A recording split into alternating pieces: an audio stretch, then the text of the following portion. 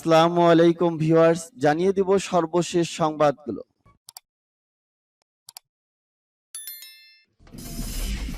সংবাদের শুরুতেই জানিয়ে দিব সংবাদ শিরোনাম।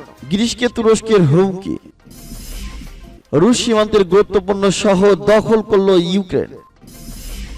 রাশিয়ার বিরুদ্ধে ইউরোপীয় ইউনিয়নের নিষেধাজ্ঞা হিতে বিপরীত হয়েছে বললেন গ্রিস। আলবেনিয়ায় সাইবার হামলার দাবি প্রত্যাখ্যান করছি বললেন ইরান। এবং জানিয়ে দিব সর্বশেষ শিরোনাম। নীরবতা ভাঙল রাশিয়া।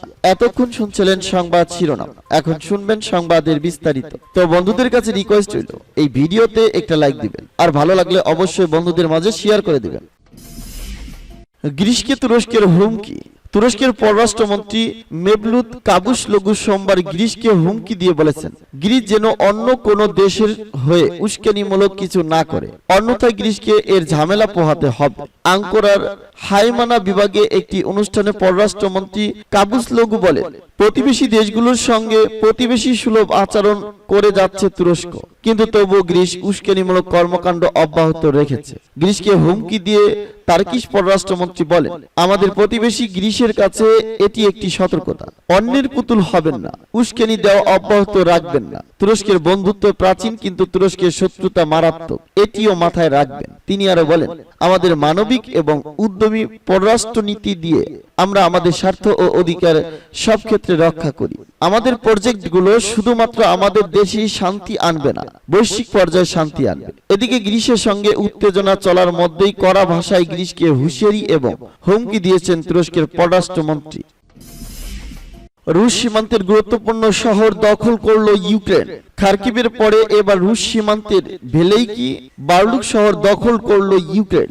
এছাড়াও ডনবাস অঞ্চলে মোতায়েন করা রুশ বাহিনী অস্ত্র ও রসদের ঘাটতির মুখে পড়তে পারে বলে মনে করেছেন সামরিক বিশেষজ্ঞদের একাংশ। এক প্রতিবেদনে এমন তথ্য জানিয়েছেন ভারতীয় সংবাদ মাধ্যম। ইউক্রেনের প্রেসিডেন্ট ভ্লাদিমির জেলেনস্কির ঘনিষ্ঠ সেনা কমান্ডার ভ্যালেরি জালুজনি নেট মাধ্যমে বার্লুক দখলের দাবি করে একটি পোস্ট লিখেছেন, আমরা খার্কিভ থেকে কেবল দক্ষিণ এবং পূর্বে নয় বরং উত্তর দিকে অগ্রসর হতে শুরু করছি। আমরা জাতীয় সীমান্তে আর মাত্র 50 কিলোমিটার দূরে। ইউক্রেন সেনাদের আক্রমণে গত সপ্তাহে উত্তর পশ্চিম ইউক্রেনের খার্কিভ প্রদেশের ইজিউম শহর হারিয়েছে রাশিয়া। এরপর খার্কিভের 90 কিলোমিটার পূর্বে রুশ সীমান্তবর্তী শহর বার্লুক হাতছাড়া হওয়ায় ভ্লাদিমির পুতিন বাহিনীর কাছে বড় ধাক্কা বলে মনে করা হচ্ছে। গত 24 ফেব্রুয়ারি পুতিন ইউক্রেনের বিরুদ্ধে সামরিক অভিযানের ঘোষণা করার কয়েকদিন পরই বেলারুশ সীমান্তে এবং ডনবাসের অধিকৃত এলাকা থেকে বার্লুকের উপর সাঁড়াশি হামলা চালিয়েছে রুশ বাহিনী। ওই শহর দখলের পরে সেখান থেকেই পূর্ব এর উত্তর ইউক্রেনের বিভিন্ন এলাকায় মোতায়েন রুশ ফৌজের জন্য অস্ত্র ও রসদ সরবরাহ পরিকাঠামো নিয়ন্ত্রিত হতো। এই পরিস্থিতিতে মস্কোর তরফে কিছু হঠাৎ ব্যাখ্যাও মিলেছে সোমবার। রুশ সংবাদ মাধ্যমের একাংশ জানাচ্ছে, পুতিনের নির্দেশে ডনবাস অঞ্চলের নিয়ন্ত্রণ মজবুত করতে ইউক্রেনের অন্য অঞ্চলগুলো থেকে সেনা সরিয়ে আনা হচ্ছে সেখানে। রাশিয়ার বিরুদ্ধে ইউরোপীয় ইউনিয়নের নিষেধাজ্ঞা হিতে বিপরীত হয়েছে বললেন গ্রিস। ইউক্রেনের বিরুদ্ধে রাশিয়ার সামরিক অভিযানের প্রতিক্রিয়ায় ইউরোপীয় ইউনিয়নের পক্ষ থেকে নজিরবিহীনভাবে অর্থনৈতিক নিষেধাজ্ঞা দেওয়ার কঠোর সমালোচনা করেছে গ্রিস।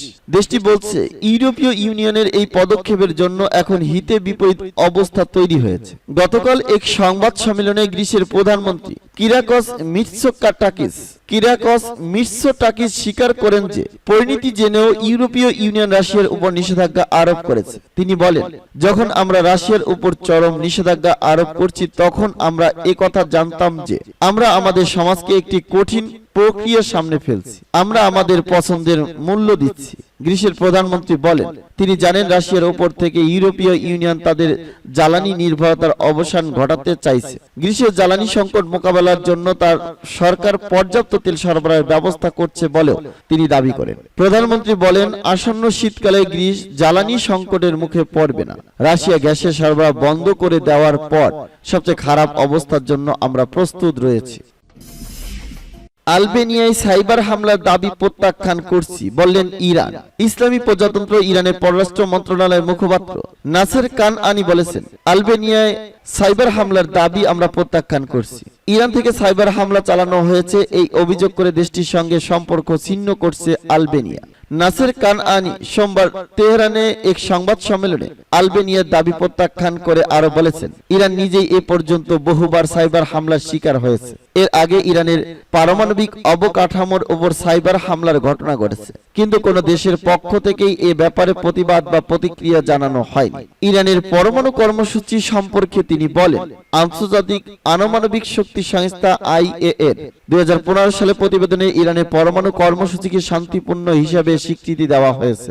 আন্তর্জাতিক আণবিক শক্তি সংস্থাকে তার নিজের দায়িত্ব সঠিকভাবে পালন করার আহ্বান জানিয়েছেন ইরানের এই মুখপাত্র। সম্প্রতি ইরানের সঙ্গে সম্পর্ক ছিন্ন করেছে আলবেনিয়া এবং জোরপূর্বক ইরানি দূতাবাসে তল্লাশি চালিয়েছে দেশটির নিরাপত্তা বাহিনী। দেশটির সরকারের এ ধরনের পদক্ষেপে নিন্দা জানিয়েছে ইরান সরকার। নীরবতা ভাঙল রাশিয়া। খার্কিভের ইজিয়াম সহ বেশ কয়েকটি গুরুত্বপূর্ণ শহর মাত্র 3 দিনের ব্যবধানে পূর্ণ দখল করে নেন ইউক্রেনের সেনারা। তাদের পাল্টা আক্রমণে বাধ্য হয়ে পিছু হটতে বাধ্য হয়েছে রুশ বাহিনী। তবে এই বিষয়টি নিয়ে রাশিয়ার উচ্চপদস্থ কর্মকর্তারা কোনো কিছু বলেননি। অবশেষে নীরবতা ভেঙে খার্কিভ পরিস্থিতি নিয়ে কথা বলছে রাশিয়া। সোমবার রাশিয়ার মুখপাত্র দিমিত্রি পেসকভ নিয়মিত ব্রিফিংয়ে বিভিন্ন বিষয় নিয়ে কথা বলার সময় খার্কিভ নিয়েও তথ্য তুলেন। দিমিত্রি পেসকভ বলেন, ইউক্রেনে বিশেষ সামরিক অভিযানের যে লক্ষ্যমাত্রা ঠিক করা হয়েছে সেটি অর্জন করা হবে।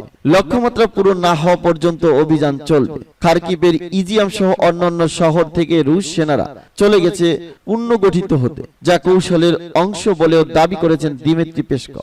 রুশ মুখপাত্র জানিয়েছেন, খার্কিভ ছেড়ে সেনাদের পুনর্গঠিত হওয়ার বিষয়টি জানেন প্রেসিডেন্ট পুতিন। এ ব্যাপারে পেসকভ বলেন, অবশ্যই বিশেষ সামরিক অভিযানের সকল তথ্য সুপ্রিম কমান্ডার ইন চিফকে জানানো হয়। প্রতিরক্ষা মন্ত্রী এবং অন্যান্য সামরিক কর্মকর্তাদের সঙ্গে সবসময় যোগাযোগ রাখছেন প্রেসিডেন্ট।